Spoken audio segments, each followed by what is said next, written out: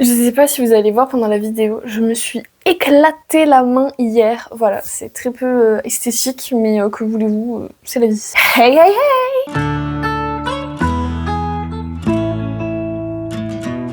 J'espère que vous allez bien, moi ça va super méga giga bien. On se retrouve déjà pour un point lecture, j'arrive enfin à suivre mon planning et Dieu sait qu'on a du retard. Là on est sur le deuxième point lecture du mois de mars. Je vous ai sorti le premier jeudi, d'ailleurs vous avez été pas mal à le regarder, je suis très contente. N'hésitez pas à me dire ce que vous pensez de mes points lecture en commentaire. Ce point lecture sera sous le signe de la fantasy comme d'habitude, alors fantasy slash bitlit pour être très honnête avec vous. Et je vais vous présenter donc deux livres au cours de ce point lecture. Tout d'abord, Défier la nuit tome 1 de Brigitte Kéméraire chez Rajo. Vous savez c'est ces magnifiques livres avec un jaspage absolument incroyable. Et ensuite le tome 2 de La Rage défaillée, le cœur du prince de l'hiver de Alessa Thorne chez Milady. Je vous propose qu'on ne débatte pas plus et qu'on y aille tout de suite. C'est parti!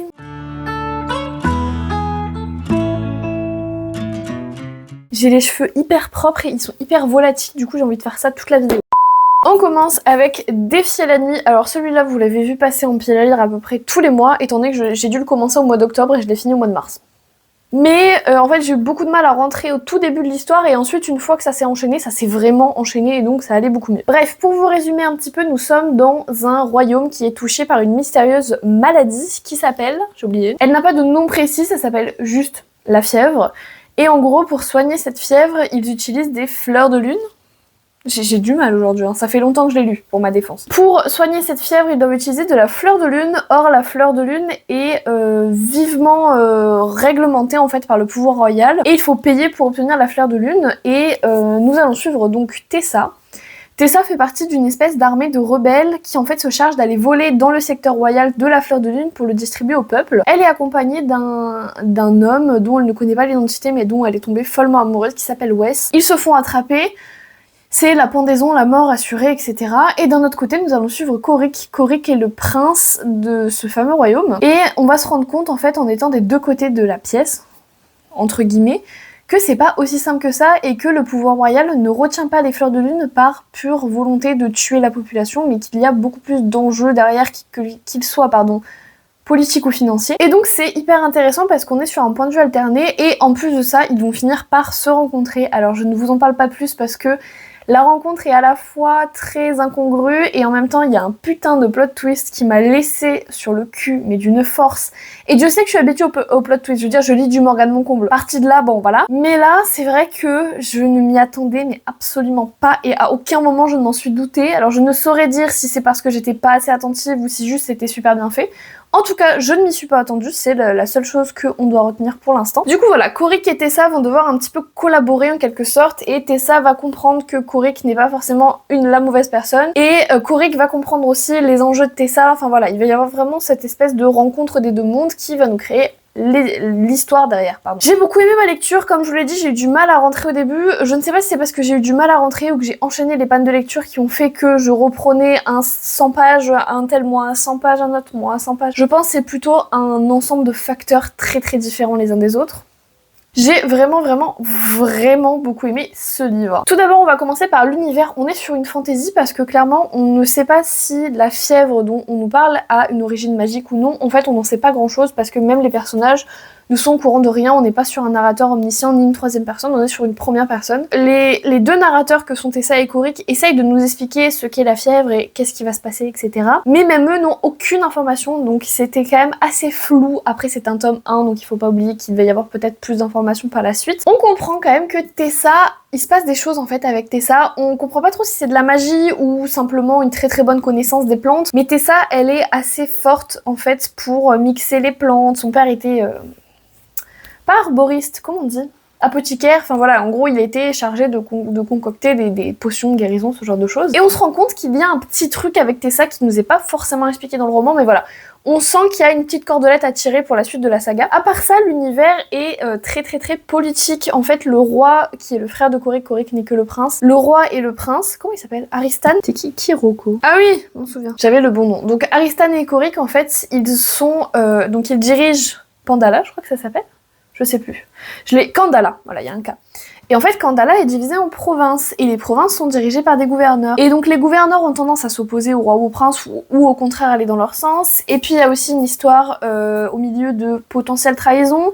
Il y a aussi des greffes qui sont personnelles, c'est-à-dire qu'il y en a un qui a pris en grippe le prince et son frère parce que, eh bien, il y a eu des histoires enfantine, hein, clairement. Donc voilà, il y a aussi tout cet aspect-là dans l'univers qui est hyper intéressant, le fait que ce soit divisé en provinces et que du coup les fleurs de lune viennent de telle province et donc ça va poser des problèmes en termes de prix, en termes de d'impôts, enfin voilà, plein de choses en fait qui sont hyper intéressantes et qui créent un univers très politique. Si vous me connaissez, vous savez que j'adore ce genre d'univers de fantasy très très politisé, du coup je suis rentrée assez vite dans l'histoire une fois qu'on était rentré vraiment dans la politique, donc à la fin, j'ai lu les dernières 400 pages vraiment à fond. Bref, mais du coup, voilà, on n'en a pas tant sur l'univers. Je pense que ça va changer parce que là, on était vraiment focus sur la relation entre Tessa et Korik. Et également sur l'intrigue du tome dont je vais vous parler plus tard et j'aimerais pas trop vous spoiler non plus. Mais voilà, c'était vraiment très centré sur il y a un danger imminent, on verra le reste plus tard. Donc voilà. Pour aborder maintenant les personnages, on va commencer par Tessa. Tessa, c'est une héroïne très très intéressante, on est très souvent avec elle dans son point de vue, ça évolue au fur et à mesure du roman, mais c'est vrai qu'on est très souvent avec elle. C'est une protagoniste qui a des valeurs et qui s'y tient, c'est-à-dire que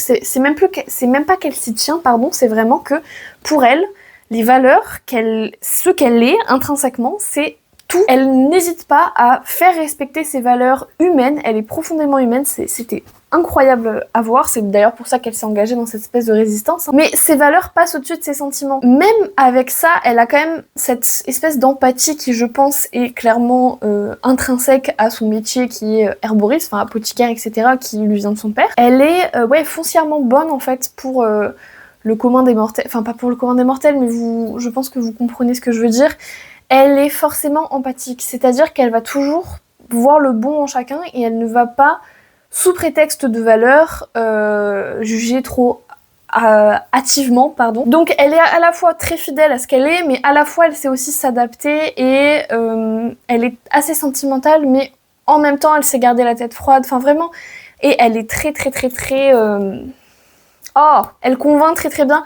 Malgré ça, elle est quand même très têtue, et il y a des moments où je me suis dit bon, tu peux laisser un petit peu couler, je veux dire, c'est pas grave en soi. Mais à part ça, c'était vraiment une très très bonne héroïne à suivre. J'ai adoré encore plus Korik. Pourquoi ? Parce que Korik, c'est la justice du roi, donc en gros c'est lui qui se charge d'exécuter ou de torturer ceux qui, les malfrats, ceux qui vont à l'encontre du roi. Il est forcé de faire ça, il déteste ça, mais il ne peut pas se permettre de relâcher la pression parce qu'en fait l'ancien roi et reine, donc leurs parents, se sont fait tuer par des rebelles. Des rebelles ou je sais plus trop, mais ils se sont fait tuer en gros devant les yeux des deux adolescents, ils étaient pré-ados je crois à l'époque. Donc vraiment, il y a cette espèce de traumatisme qui fait qu'il ne peut pas relâcher la pression sur le peuple parce qu'il a toujours peur que la scène de son enfance se reproduise avec lui-même. Donc c'est assez intense comme personnage à suivre. J'avais mis pour un défi qu'il était morally grey.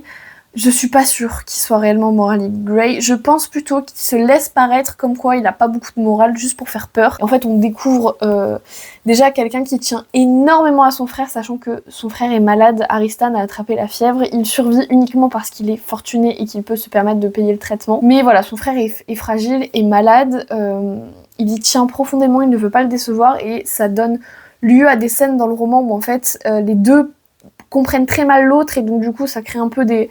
Là c'est pas grave qu'il y ait des quiproquos parce que c'est des relations familiales et je trouve ça moins important que quand on construit une relation. Parce que Tessa et Korik vont un petit peu s'enamourer on va dire. Mais du coup voilà, il y a beaucoup de scènes très intéressantes dans le roman de communication familiale, de choses qui ne se sont jamais dites et c'était vraiment beau. Et voilà, j'aime beaucoup le fait qu'on l'ait découvert à travers son point de vue à lui parce que du coup on se rend compte qu'il n'est pas aussi... immoral ou méchant qu'il ne veut le laisser paraître en soi. En termes de personnages secondaires, il y en a deux qui ont vraiment retenu mon attention, c'est Queen. Alors Queen, c'est l'assistant, on va dire, de Korik. Il est très intelligent, il est beaucoup plus malin qu'il ne veut bien le laisser paraître. Vraiment, il a des moves où tu te dis des fois, toi là, je te sens bien. Il est hyper intelligent, il couvre Korik sur plein de choses, parce que Korik fait énormément de choses qui ne sont pas connues du public, qu'il veut garder secrètes, et Queen était le seul au courant. Il est très observateur, il est toujours plein de sarcasme en plus de ça, il n'hésite pas à rentrer dans Korik ou même dans Tessa, on va pas se mentir. Et j'ai beaucoup aimé ce personnage, et le deuxième qui a attiré mon attention, c'est le fameux Aristan, le fameux frère de Korik. Je suis très perplexe de mon avis sur lui à la fin du premier tome. Il est beaucoup plus, je pense, morally grey. Je sais pas comment dire en français. Faudrait trouver une expression française qui soit moralement gris, mais bon, c'est pas très beau. Bref, il est beaucoup plus immoral que son frère et ça se sent. Alors je pense que ça vient de leur passé, bien entendu. Je veux dire, on se remet très très mal du fait de voir ses parents tués devant ses yeux. Souvent, ça donne lieu à quelques années de thérapie. Je veux pas m'avancer, je suis pas experte, mais quand même. Donc il est quand même, il le montre pas beaucoup, mais il est quand même beaucoup plus immoral que son frère.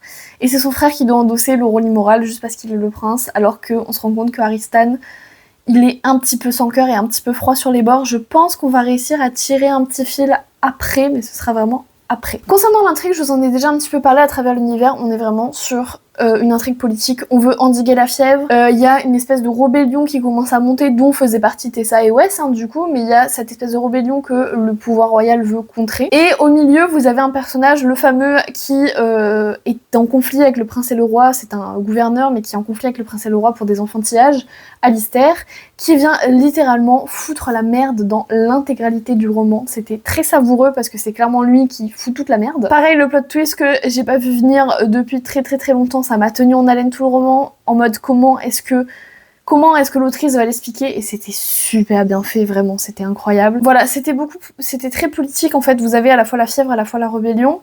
Alors là, on est sur une fin d'intrigue, c'est-à-dire qu'on sait ce qui se passe, pas pour la fièvre, parce que la fièvre va nous tenir en haleine, je pense, toute la saga. Mais on sait ce qui se passe pour les autres événements du roman, c'est bon, c'est terminé.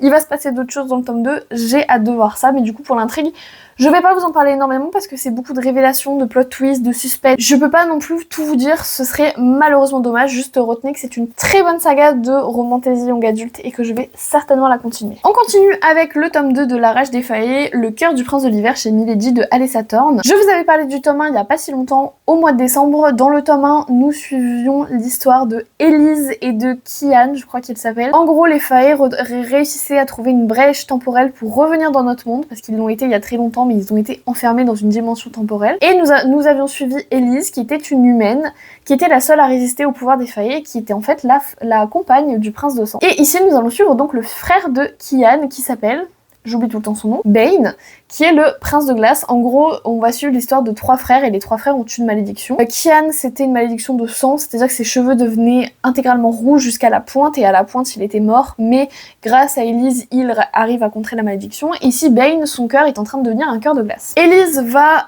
trouver un artefact qui pourrait aider Bane et du coup, il va l'envoyer vers Freya. Freya, c'est la cousine d'Elise et Freya est antiquaire en Norvège ou en Suède, je ne sais plus exactement quel pays, en Scandinavie en tout cas, et donc va l'aider à trouver ce fameux artefact pour supprimer la malédiction. Sauf que vous vous en doutez, si on suit ces deux personnages-là dans une bitlit, c'est qu'ils sont destinés à être ensemble et donc on va suivre tout ça à travers le roman. Et en même temps, nous allons suivre le fait que les Fae sont en train de s'imposer dans la société moderne, voilà, tout ça qui est autour. Je vais pas vous résumer plus parce que bien entendu, il faudrait vous spoiler tout le tome 1, ce que je n'ai pas envie de faire. Du coup, on va parler de mon avis direct. Ah, c'est en Norvège. C'est en Norvège. Tout d'abord, en termes d'univers, ici nous allons être plongés au cœur de tout ce qui va être le trafic d'art et le trafic en général, hein. On va être clairement au milieu de la mafia norvégienne et Bane et Freya vont se retrouver au milieu de, voilà, il va y avoir des moments dans des espèces de ventes aux enchères d'esclaves Fae, enfin c'est un truc un peu bizarre. Ils vont être confrontés aussi à une mafia d'antiquaires, enfin voilà, qui achète des œuvres d'art Fae, enfin vraiment un truc un peu fou. On aborde ici beaucoup moins le monde des Fae, l'histoire des Fae, il est vrai. On se concentre beaucoup plus sur l'histoire de Bane et Freya au milieu de cette fameuse mafia norvégienne, donc c'est quand même un petit peu moins intéressant du côté Fae, mais du côté histoire c'était quand même vachement bien. Mais je pense que du coup, étant donné le tome 3 et le résumé du tome 3, on va vraiment plonger au cœur de l'histoire Fae parce qu'il y a une histoire de déesse où, voilà, j'ai pas tout bien compris, je vais pas vous spoiler non plus. En gros, on nous explique dans le tome 1 que c'est des sorcières qui sont retournées contre les Fae et qui les ont foutues dans cette situation de dimension temporelle, etc. Et du coup, ce qui va se passer, c'est que le tome 3 est centré sur ça. Donc ça va être hyper intéressant et je pense que c'est pour ça qu'on a mis un petit peu en pause l'histoire des Fae, mais c'était pas moins savoureux, c'était quand même bien. En termes de personnages, j'ai beaucoup aimé Freya, elle est très indépendante, elle veut être très indépendante, elle est marquée par des traumatismes où elle était sous emprise, on en parlera légèrement plus tard, Et du coup, elle a vraiment cette volonté d'indépendance, mais elle en est pas moins bête. C'est-à-dire que c'est pas une espèce de féministe extrême. En fait, souvent, je trouve dans les romances, quand on veut créer une femme trop indépendante, on crée un cliché, et je trouve ça ridicule. Ici, elle n'est pas du tout cliché, au contraire, elle est forte. Il n'y a aucun souci là-dessus, elle est indépendante et Bane lui laisse assez de place pour qu'elle puisse l'être. Mais en attendant, elle est réfléchie et elle sait se reposer sur quelqu'un si elle a besoin d'aide. Elle n'est pas non plus dans cette espèce d'illogicité, je sais pas si ça se dit, d'illogique plutôt. Elle n'est pas dans cette sorte de non-logique où elle va dire bah, je suis tellement indépendante que j'ai besoin de l'aide de personne. Non. Elle sait vers qui se tourner quand elle a besoin d'aide, elle sait se reposer sur Bane si elle a besoin d'aide. C'était quand même très bien fait. Bane, je l'ai préféré à Kian, clairement, il est très protecteur, il comprend ce que Freya a vécu et il lui laisse la place de vivre et d'être qui elle est. Il n'essaye absolument jamais de l'étouffer, de lui faire comprendre que ses choix sont nuls. Il essaye toujours de la guider. Par contre, quand on s'en prend à ce qu'il aime, il ne faut pas le chercher non plus. Voilà, j'ai beaucoup aimé ce personnage-là qui a ses démons quand même, hein, parce que du coup, vraiment, il l'a très en travers de la gorge, la malédiction, c'est pas le mot adapté, mais voilà, il est quand même maudit à la base. Mais il reste quand même un personnage très intéressant que j'aurais aimé qu'on creuse un petit peu plus. Mais même dans la dynamique de couple, il est toujours très intéressant dans vraiment dans cette idée qu'il laisse de la place à Freya, c'était super. J'ai beaucoup aimé aussi le fait que les personnages du tome 1 reviennent en faisant des petites incisions, mais c'est toujours fait avec beaucoup d'humour. Soit ils sont love to love et ils font des sous-entendus comme quoi Bane et Freya en fait vont se foutre ensemble, ce qui est le cas. Soit voilà, ils font des vannes ou voilà, c'était quand même assez drôle. Il y a même le personnage du tome 3 qui vient aussi rajouter son grain de sel. J'aimais beaucoup la dynamique des trois frères dans le tome 1, c'est toujours le cas.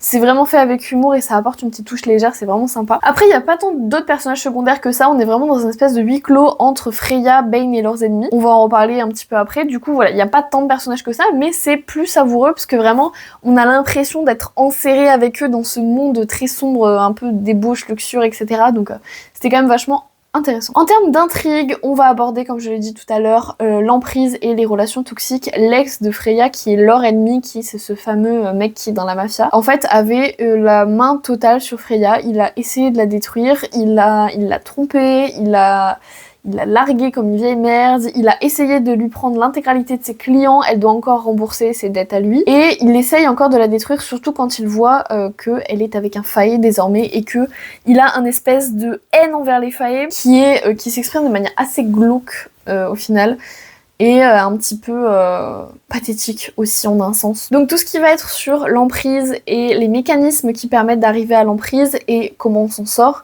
c'est fait de manière très intelligente, c'est absolument pas... on en parle avec sérieux, c'est pas dédramatisé non plus, mais ça ne tombe pas dans le dramatique, ça ne tombe pas dans le tire-larme, ça tombe vraiment dans l'éducation, dans la pédagogie, enfin, on le ressent comme ça, c'est pas dit comme ça dans le roman, mais c'est vraiment pédagogique, c'est vraiment, voilà, c'est factuel, il s'est passé ça pour elle, c'est quelque chose de grave, c'est des choses qui arrivent et vraiment on voit tout le mécanisme, on prend conscience aussi de beaucoup de choses, j'ai trouvé ça très intéressant de le faire, surtout dans une Bitlit qui a tendance à aborder des sujets assez légers et pas forcément partir là-dedans. C'était vraiment très bien fait et vraiment ça m'a surpris à quel point c'était bien fait parce que ça peut très vite tomber dans le voyeurisme en fait. C'est par ailleurs un livre qui est très très court, donc à la fin vous avez l'intrigue qui est résolue, ça va très vite et ça pleut de rebondissements parce qu'en fait vous allez avoir à la fois l'enquête de Freya et Bane dans le but de retrouver le fameux artefact qu'ils cherchaient au début du roman, et puis en même temps vous avez l'ex de Freya qui retombe sur elle et qui se dit tiens et si j'allais l'emmerder un peu. Vous avez Bane qui essaye de la défendre, Freya qui ne sait plus sur quel pied danser, Elise qui commence à s'inquiéter, enfin voilà, c'est vraiment un enchaînement de plein de trucs et vous avez plein de petites intrigues un petit peu entremêlées les unes aux autres. Il y a un peu de magie au milieu, on s'en doute, c'est des failles, mais c'était quand même très intéressant, je peux malheureusement pas vous en dire beaucoup, vous vous en doutez, vu la courtesse du livre, si je commence à vous en dire beaucoup, vous aurez pas beaucoup à lire. Bref, j'ai adoré et j'ai trop hâte d'avoir le dernier tome, surtout que c'est une saga que je pense je peux relire et relire et relire.